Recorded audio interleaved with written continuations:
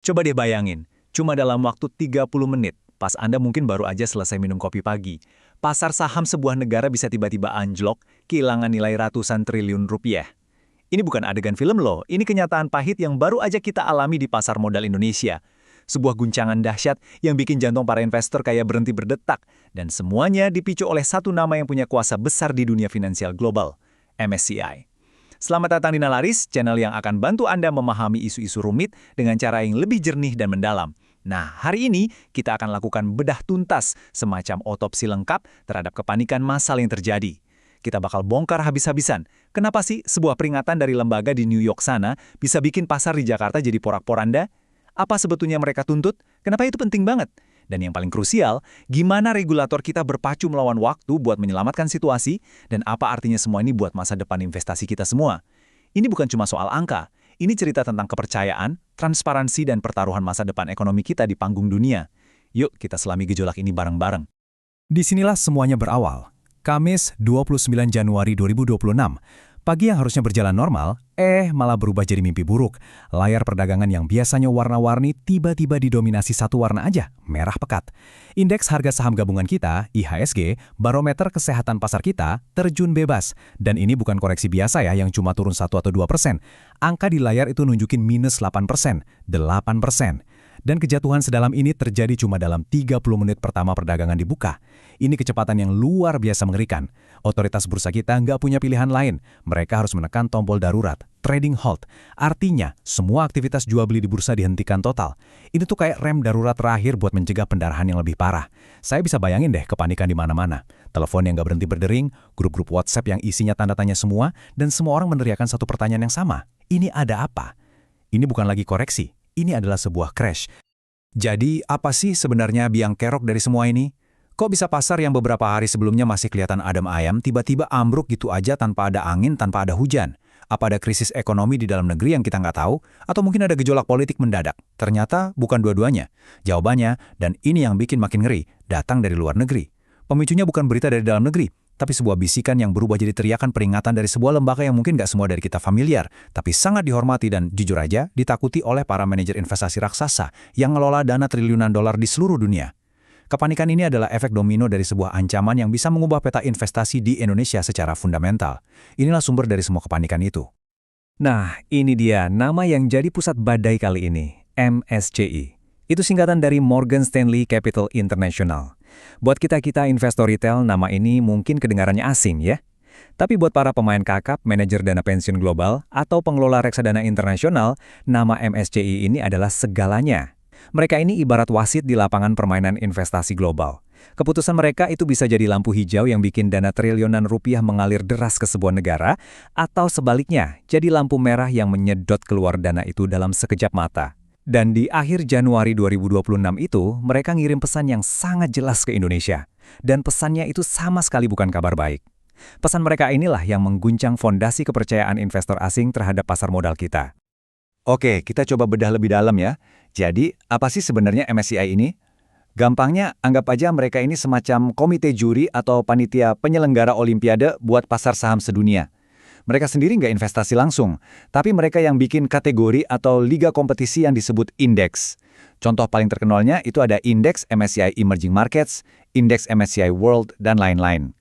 Nah, para manajer investasi raksasa di seluruh dunia yang kelola uang pensiun guru-guru di Amerika, dana abadi universitas-universitas top, atau reksadana yang mungkin Anda beli, mereka itu pakai indeks ini sebagai peta atau acuan. Jadi kalau sebuah negara, misalnya Indonesia, masuk ke indeks MSCI Emerging Markets dengan bobot, katakanlah 2%, maka dana-dana raksasa itu secara otomatis bahkan wajib mengalokasikan 2% dari dana kelolaan mereka ke saham-saham di Indonesia. Kalau bobot Indonesia naik, mereka harus beli lagi. Kalau turun atau bahkan dikeluarin dari indeks, ya mereka juga wajib jual. Jadi, simpelnya, mereka ini adalah penjaga gerbang utama buat aliran modal global. Nah, disinilah letak ancaman terbesarnya. Sekarang ini posisi Indonesia itu ada di kasta yang sangat terhormat, emerging market atau pasar berkembang. Ini liga utamanya, tempat kita bersanding dengan raksasa-raksasa kayak Tiongkok, India, Brazil, dan Korea Selatan. Ada di sini, artinya pasar saham kita dianggap punya potensi pertumbuhan yang oke, likuiditasnya cukup, dan tata kelolanya relatif bisa dipercaya investor global. Tapi, MSCI mengancam akan menurunkan kasta kita. Bukan cuma turun satu peringkat, tapi didegradasi ke frontier market atau pasar perbatasan. Coba deh bayangin, ini tuh kayak klub sepak bola favorit Anda terdegradasi dari Liga Champions ke liga yang levelnya jauh di bawah. Pasar perbatasan itu dianggap lebih beresiko, likuiditasnya cetek, dan cuma dilirik sama segelintir investor global yang doyan spekulasi tinggi. Dan percaya deh, penurunan kasta ini bukan sekedar masalah gengsi, ini adalah potensi bencana finansial. Dan ini dia harga dari potensi bencana itu, 150 triliun rupiah. Coba kita kasih konteks biar kebayang besarnya angka ini. Jumlah segitu tuh hampir setara dengan total anggaran buat bangun Ibu Kota Nusantara atau IKN sampai tahun 2024. Bayangin, uang sebanyak itu yang harusnya jadi bensin buat perusahaan-perusahaan di Indonesia bertumbuh, bisa menguap gitu aja dari pasar kita dalam waktu singkat. Kok bisa? Soalnya para manajer investasi global yang produk reksadananya secara eksplisit melacak indeks MSCI Emerging Markets, secara hukum dan aturan internal mereka wajib menjual semua aset mereka di Indonesia kalau kita diturunkan kastanya. Ini bukan lagi soal sentimen, oh saya suka prospek Indonesia, bukan. Ini soal kepatuhan sama aturan main. Mereka nggak punya pilihan lain. Dan arus modal keluar atau capital outflow sebesar ini, kalau terjadi cuma dalam hitungan minggu, efeknya bakal kayak tsunami yang menghantam IHSG. Inilah ketakutan terbesar yang jadi pemicu kepanikan massal hari Kamis itu. Tentu saja, MSCI nggak mungkin ngeluarin ancaman segede ini cuma karena iseng. Mereka menyoroti sebuah masalah yang fundamental yang sebenarnya udah lama jadi rahasia umum di pasar modal kita, kurangnya transparansi data. Mereka itu pada dasarnya ngirim pesan yang sangat jelas. Weh, kami nggak bisa nilai pasar kalian secara akurat dan adil kalau data yang kalian kasih itu nggak terbuka dan nggak bisa dipercaya. Isu ini berpusat pada dua tuntutan utama yang jadi pilar buat kesehatan dan integritas sebuah pasar saham modern dimanapun di dunia. Sekarang, yuk kita bedah satu persatu, apa sih sebetulnya yang mereka minta dari kita? Nah, ini dia kedua tuntutan utamanya. Yang pertama, keterbukaan data soal free float saham. Yang kedua, pengungkapan data soal Ultimate Beneficial Owner atau disingkat UBO. Mungkin kedua istilah ini kedengarannya teknis dan ribet banget ya, tapi percaya deh, ini adalah fondasi dari pasar modal yang bisa dipercaya.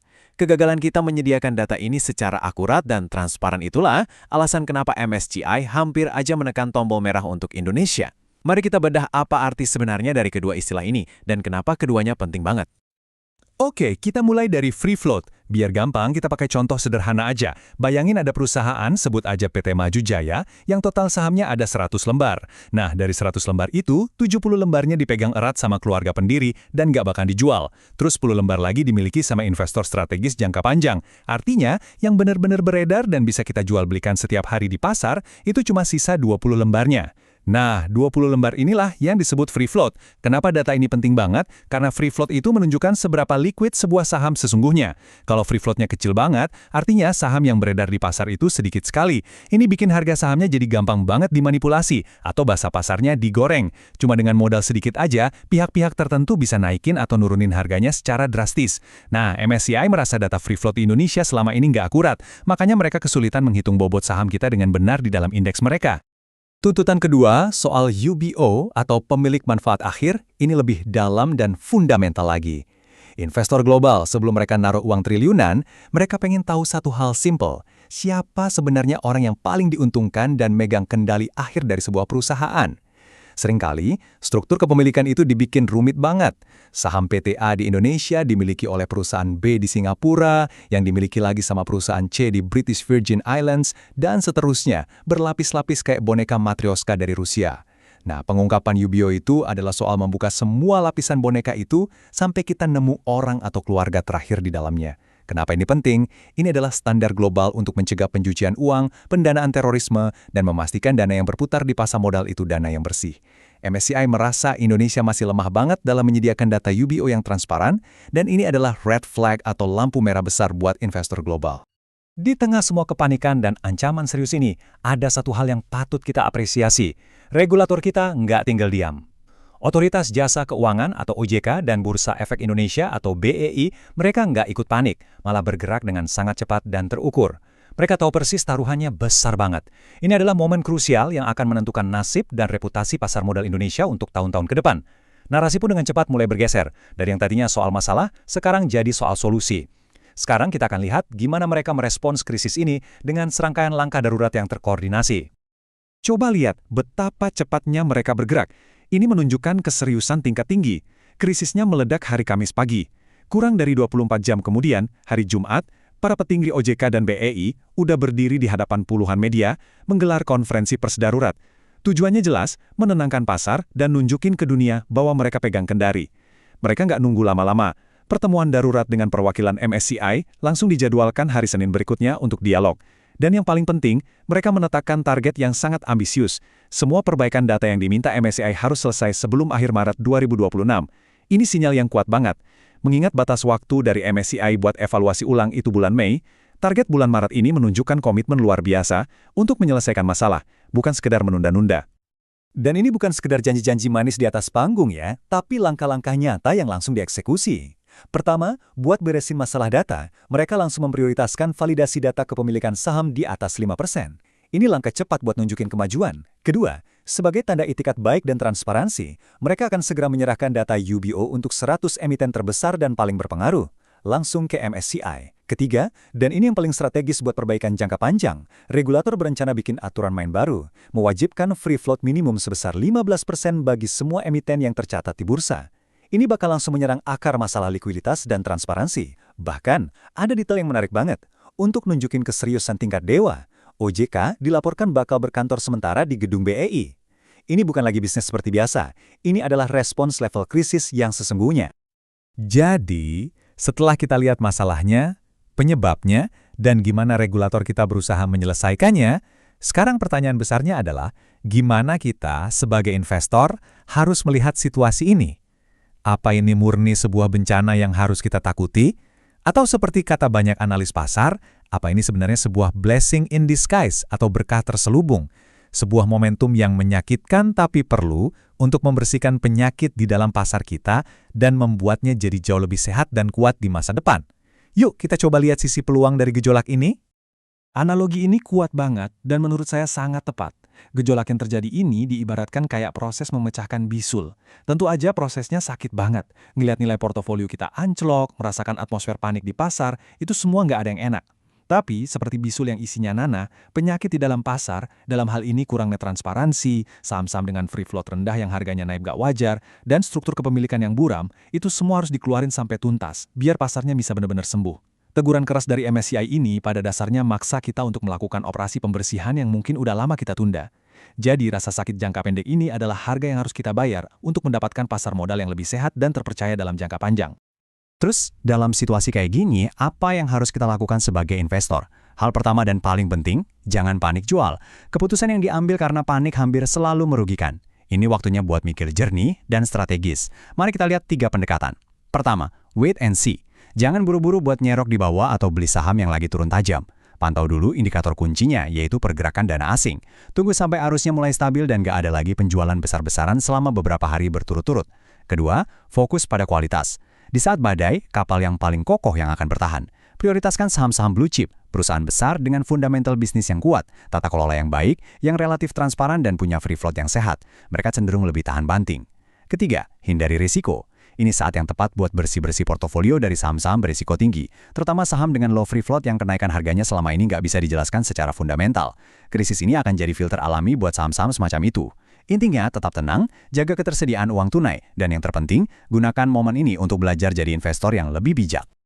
Jadi, setelah kita bedah tuntas seluruh drama ini, dari kepanikan di hari Kamis kelabu sampai langkah-langkah cepat para regulator, kita kembali ke pertanyaan besar ini. Apakah pecahnya bisul ini benar-benar akan membawa kita ke era baru pasar saham Indonesia yang lebih transparan, lebih adil, dan lebih dipercaya di mata investor global? Langkah-langkah yang dijanjikan regulator kelihatannya sangat menjanjikan dan komprehensif. Kalau semua ini dieksekusi dengan konsisten dan tanpa kompromi, maka teguran keras dari MSCI ini bisa jadi adalah katalis reformasi terbaik yang pernah kita dapatkan. Masa depan IHSG kini nggak cuma bergantung pada laba perusahaan, tapi juga pada komitmen kita semua, regulator, emiten, dan investor untuk menegakkan transparansi. Gimana menurut Anda? Apakah Anda optimis? Ini adalah titik balik menuju pasar yang lebih baik? Tuliskan pendapat Anda di kolom komentar di bawah. Saya penasaran banget pengen baca. Terima kasih sudah menyimak pembahasan mendalam ini bersama Nalaris. Kalau Anda merasa pembahasan ini bermanfaat dan membuka wawasan, jangan lupa ya untuk tekan tombol like, bagikan ke teman-teman investor lainnya biar mereka juga paham situasinya, dan tentu saja, subscribe channel Nalaris serta nyalakan loncengnya supaya Anda nggak ketinggalan analisis penting berikutnya. Sampai jumpa!